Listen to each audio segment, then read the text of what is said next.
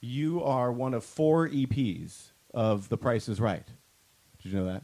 So there's Frank Wayne, there's you, there's Sid, and then there's me.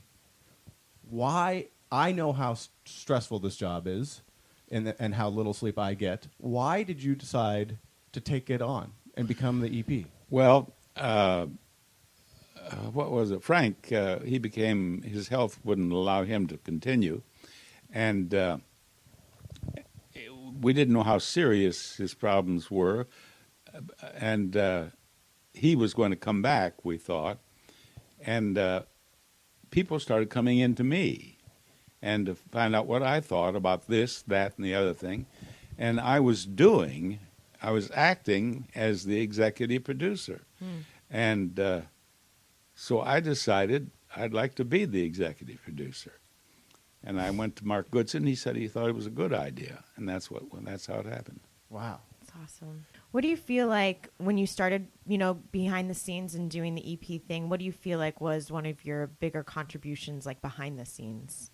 As executive producer, you say yes or no in countless things. Mm-hmm. And I think that my most valuable contribution was being right a major number of the time. Which is why the show stayed on. Yeah. Saying yes at the right time and no at the right time. No's come harder than yeses. Yes, they do. I think that is the hardest part.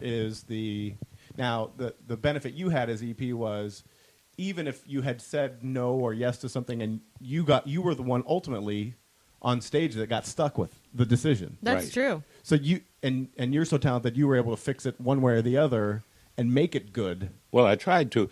But if we had a game that early on, we had a couple of games that we stopped. Right. But it was very rare that we'd ever had I can't remember one in the last few years that I did the show that we ever had to drop. Mm-mm.